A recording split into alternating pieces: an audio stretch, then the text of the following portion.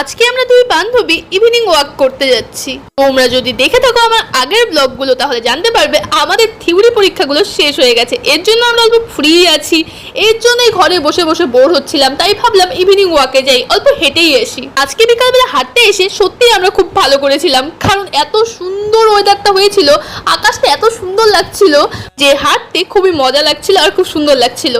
যাই হোক, হাঁটতে হাঁটতে আমরা খুবই ক্লান্ত হয়ে গিয়েছিলাম, এর জন্য একটা করে কোল্ড ড্রিঙ্কস কিনলাম। আমরা যে টাইমটা পেয়েছিলাম সেই টাইমটা তো ভিড় ছিল না, কিন্তু এখন প্রচন্ড ভিড় হয়ে গেছে। দুর্গাপূজা তো সামনে, ভিড় তো হবেই।